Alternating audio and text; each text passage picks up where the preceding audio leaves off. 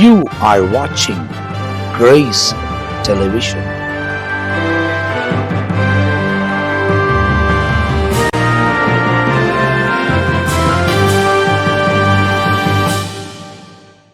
இயேசு கிறிஸ்து நாமத்தில் உங்கள் யாவருக்கும் அன்பின் வாழ்த்துக்கள். இந்த நல்ல காலை நேரத்தில் இன்னொரு எபிசோடு ஆகிய இயேசுவோட பேசுவோம்ன்ற நிகழ்ச்சியில் உங்களை சந்திப்பதில் மிகுந்த மகிழ்ச்சியாக இருக்கிறேன்.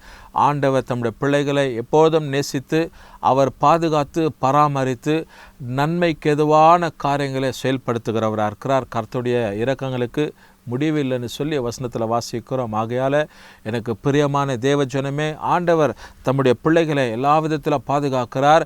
இந்த நிகழ்ச்சி அநேகருக்கு ஆசீர்வாதமாக இருக்கிறது. அநேகர் கவனித்து இதை கண்டு எங்களிடத்தில் சொல்லுகிற ஒரு காரியம் என்னென்னா, இந்த நாட்களில் எங்களோடு கூட ஆண்டவர் பேசுகிறாரு. ஒவ்வொரு நாளும் ஒவ்வொரு ஊழியக்காரங்க பாஸ்டர்மாருங்க பேசுகிற இந்த வார்த்தைங்க எங்கள் வாழ்க்கைக்கு கொஞ்சம் உற்சாகமும் பலனாக இருக்குது அப்படின்னு சொல்லி அநேகர் எங்களிடத்தில் தெரிவிக்கிறதான ஒரு காரியங்கள். பிரியமான தேவஜனமே, இந்த நாளிலும் உங்களுக்கு ஒரு முக்கியமான வார்த்தையை வேதத்திலேருந்து சுட்டி காண்பித்து நான் ஆசீர்வதித்து ஜெபிக்கும்படியாக யோசிக்கிறேன்.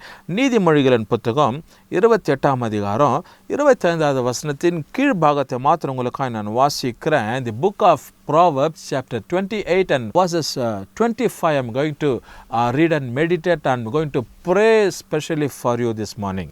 ஆண்டவர் நம்மை ஆசீர்வதிப்பார். கர்த்தருடைய வார்த்தை சொல்லுது பாருங்க, கர்த்தரை நம்புகிறவனோ செழிப்பான் அப்படின்னு சொல்லி, he who trusts in the Lord shall be prospered. ஆண்டவரை நம்புகிறவன் வாழ்க்கை எப்படி இருக்கும்னா செழுமையாக இருக்கும், அவன் செழுமையாக இருப்பான்னு சொல்லி வசனத்தில் வாசிக்கிறோம். பிரியமான தேவஜனமே, இந்த காலை நேரத்தில் உங்கள் வாழ்க்கை யார் மேலே இருக்கிறது? நீங்கள் யாரை நம்பி இருக்கிறீங்க? ட்ரஸ்டிங் ஆன், நீங்கள் யாரை நம்பிக்கொண்டு இருக்கிறீங்கன்னு சொல்லி கொஞ்சம் மனசில் ஆராய்ந்து அலசி பார்ப்பீர்களானால் உங்கள் நம்பிக்கை யார் மேலே இருக்கிறது? இதே சங்கீதத்தில் நம்ம வாசிக்கிறோம் என்ன அப்படின்னா, புத்தகத்தில் சிலர் ரதங்களை நம்பியிருப்பாங்க, குதிரைகளை நம்பியிருப்பாங்க அப்படின்னு சொல்லி. ரதங்களை குதிரைகளை நம்புறதுனால எந்த பிரயோஜனம் கிடையவே கிடையாது. ஆனால் ஆண்டவர் மேலே நம்பிக்கை இருக்கிற மனுஷன் பாக்கியவான், அவன் ஆசீர்வதிக்கப்பட்டு இருப்பான், அவங்க வாழ்க்கை ஜெயமாக இருக்கும்னு சொல்லி கர்த்தருடைய வார்த்தை நமக்கு தெரியப்படுத்துகிறது. எனக்கு அருமையான தேவஜனமே, இந்த நல்ல காலை நேரத்தில் உங்கள் வாழ்க்கையை நீ யார் மேலே சார்ந்திருக்கிற? நீ யாரை நம்பி இருக்கிற? ஆண்டவரை நீ நம்பி இருப்பாயினால் உன் வாழ்க்கை உயர்த்தப்படும். ஆண்டவர் நீ நம்பி இருப்பான உன் வாழ்க்கையில் செழுமை இருக்கும். ஆண்டவரை நீ நம்பி இருப்பாயினால் உன் வாழ்க்கையை கர்த்தரை உயர்த்திடுவார்.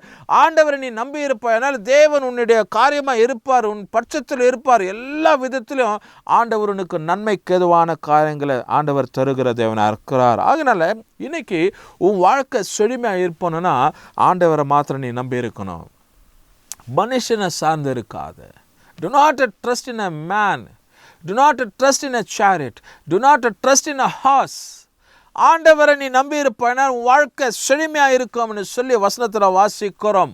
சங்கீதம் 1:3 கூட நம்ம வாசிக்கிறோம். அவன் நீர்க்கால்களின் ஓரமாக நடப்பட்டு தன் காலத்தில் தன் கனியை தந்து இலை உதிராத மரத்தை போல இருப்பான், அவன் செய்வதெல்லாம் வாய்க்கும். செழுமையான ஒரு வாழ்க்கை, a beautiful life of a prosperity. ஆண்டவர் தம்முடைய வாழ்க்கையை, தம்முடைய பிள்ளைங்க வாழ்க்கையை செழுமைக்குள்ள நடத்துவர். இந்த கால நேரத்தில் இந்த வசனத்தை கவனித்து கொண்டு இருக்கிற தேவஜனமே, அற்புதமாய் ஆண்டவர் உன் வாழ்க்கையை ஆண்டவர் செழுமைக்குள்ள நடத்துவர் என்ற காரியத்தை நீ மறந்து போகாத.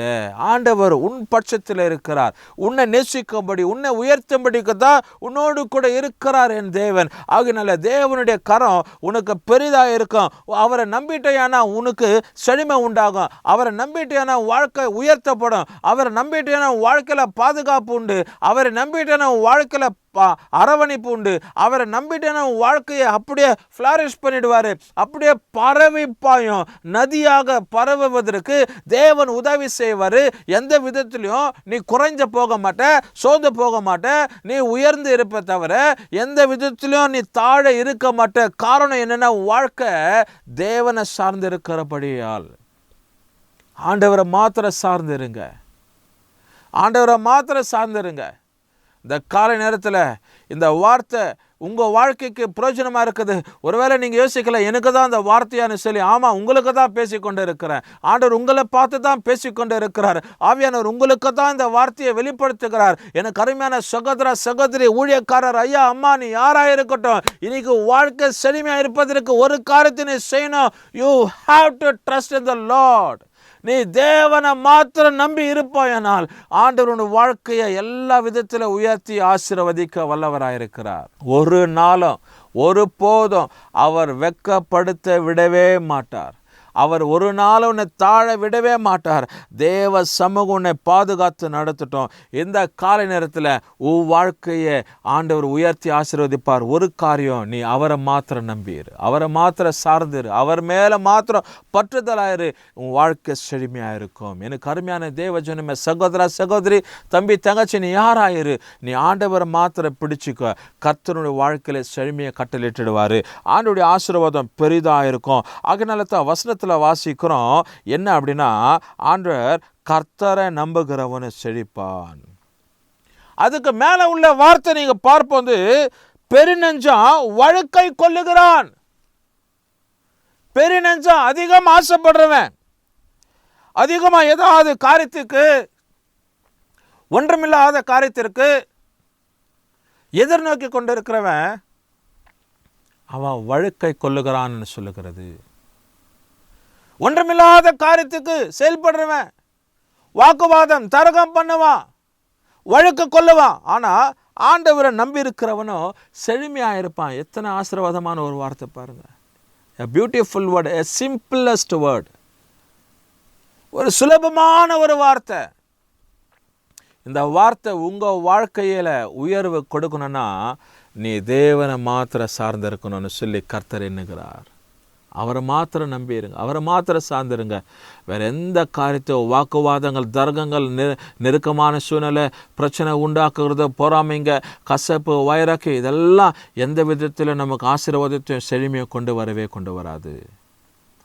I promise you this morning, if you believe only in the Lord, if you trust only in the Lord, you will be a safer side, you will be flourished, you will be prospered, and the Lord's hand will be with you at every time, wherever you go, whatever you do.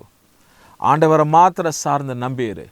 கர்த்தரும் வாழ்க்கையை பெரிதான ஒரு ஆசீர்வாதத்தில் நடத்துவார். ஜெபிப்போம். நல்ல பிதாவே, பெருநெஞ்சான் வழுக்கை கொள்ளுகிறான், கர்த்தரை நம்புகிறவனை செழிப்பான்னு சொல்லி உடைய வசனத்தில் வாசிக்கிறோம். தொடர்ந்து உடைய பிள்ளைகளை நீர் ஆசீர்வதிப்பீராக. உடைய கரத்தில் ஒப்பு கொடுக்கிறோம். இயேசு கிறிஸ்து நாமத்தில் ஜெபிக்கிற நல்ல பிதாவே, ஆமென். கர்த்தர் உங்களை ஆசீர்வதிப்பார்.